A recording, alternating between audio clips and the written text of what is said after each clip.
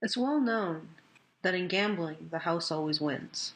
The house plays on our psychological failings, our inability to abandon money we've already lost, our extremely poor risk assessment, and our preference for seeing successes rather than failures and wanting to associate ourselves with success. So instead of just another loser on the floor losing our money, we are almost at the point of winning. Not only does the house always win, but the master does as well. Now, the reality is, in a system of slavery, the freed slaves, the body of freed slaves, actually ends up supporting the system of slavery. And here's why. When a group of people is turned into a slave class, they're given a desire to dominate. That desire to dominate, when manifested towards the master class, manifests as a desire to be the master class's hero. But that desire for dominance can also manifest towards the slave class. Now, because other members of the slave class aren't seen as a source of belonging, a slave's desire to dominate manifests towards another slave with violence and often extremely sociopathic behavior. Understanding that, let's look at the slave who's figured out slavery for what it is, or thinks he has, and has decided to cease serving the master. When you have a group of freed slaves, they take pride in having freed themselves from the system. They take pride in being better than the slaves who still serve. As such, they don't have a strong impulse to remove the system of slavery, because not being part of it is what they take their pride from. Why would they? I mean, how could you feel pride for being a slave who doesn't serve if you don't have a body of slaves who are serving to feel better than?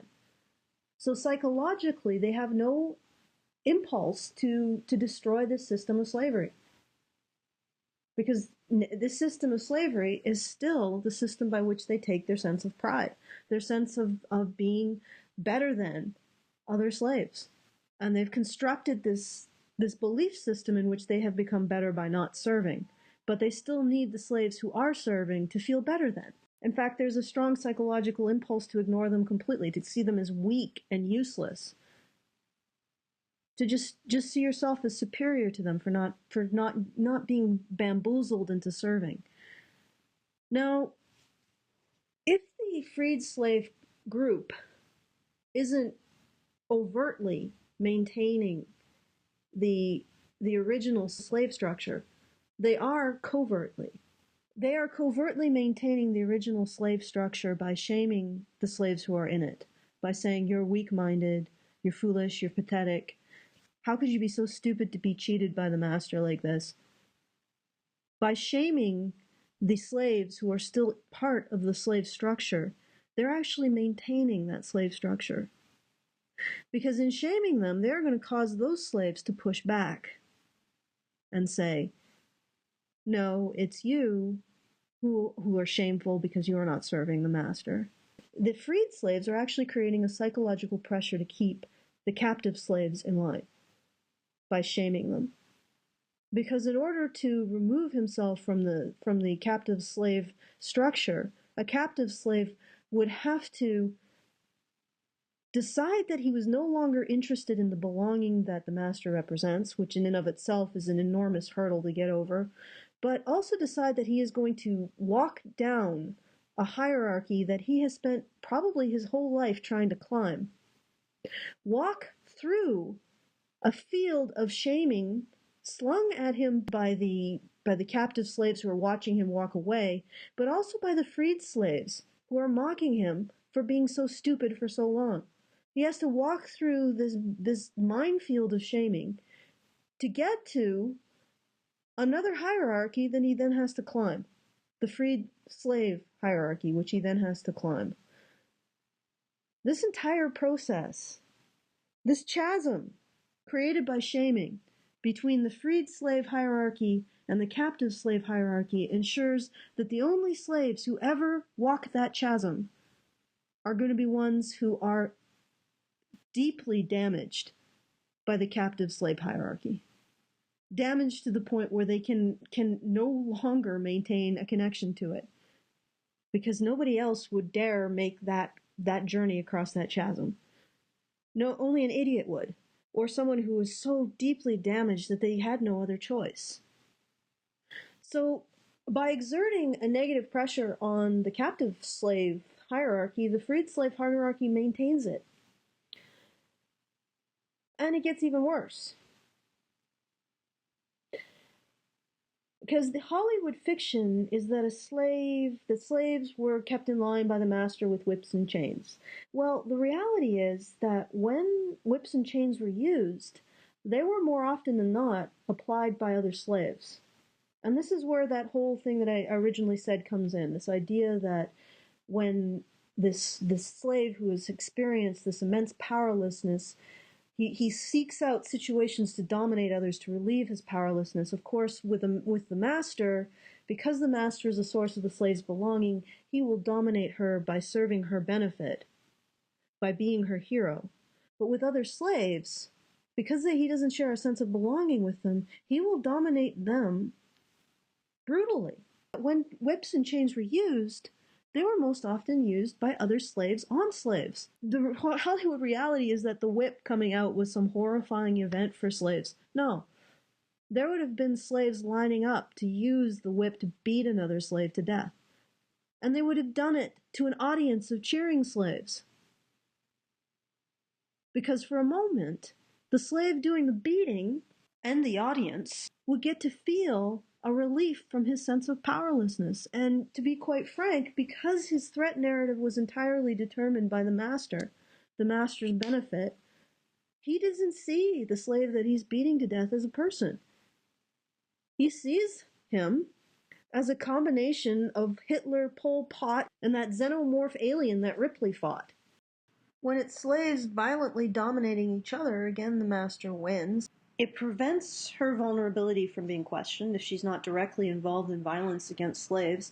And she can excuse the violence as saying, well, it's slaves on slaves, so that's not my fault. It's not really anything to do with me. She's partly removed from it, so she does not have to take direct responsibility for the violence. It's slaves doing it to slaves. And in fact, in a well-developed system of slavery, most of the violence will be slave on slave. There'll be very little master-on-slave violence necessary because the master will always have slaves eager to do violence to other slaves. And of course, she doesn't have to take responsibility for it because she's not doing the direct violence. And it also encourages slaves not to see each other as a source of belonging, but a source of continual threat. Which again, the master wins. And so in every situation, the master wins. The master even wins when a slave hits a jackpot.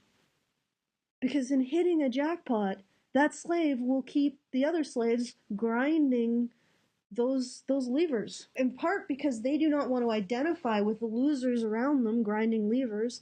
They would rather identify with the slave winning. And in part because if they have to leave their levers, they have to acknowledge that they're never going to win. And they can't do that. They have to acknowledge that the system they're losing in this system. And they're not going to do that because that is another hit of powerlessness. And they're already reeling for the rest of their life under the first one. So this is how the master always wins, by playing slave psychology against itself. Even in the situation where a few slaves manage to free themselves, because they're still acting in the slave mind, they're simply going to reinforce slavery. Just like the Janissaries, who enacted a coup on the Turkish Empire, but instead of dismantling it and giving its riches to their Christian kin, they just installed another sultan. Even a bad slave is still a slave.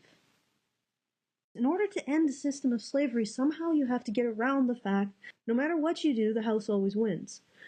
And the only way to do that is to figure out how to turn that trickle of slaves who are so damaged they end up with a master who's basically a psychopath, or they end up in a situation where they realize that they're never going to get the belonging they need from their master, or it just the situation of slavery is so untenable that they can't stand it anymore, and you have to take that trickle and you have to turn it into a torrent somehow. And the reality is that the freed slave group, the freed slave hierarchy, is one of the things that maintains that trickle as a trickle and prevents it from becoming a torrent. That chasm of shaming that a slave who wants to be freed or is thinking about it has to go through is one of the biggest obstacles towards him actually leaving the slave construct. The reality is that when slaves use shame, when they use shame on each other, the house always wins. So what you have to create, instead of a captive slave construct or a freed slave construct, is a no-slave construct. And somehow you have to take that trickle and you have to construct some sort of aqueduct system to turn it into a torrent in order to get past the fact that the house always wins.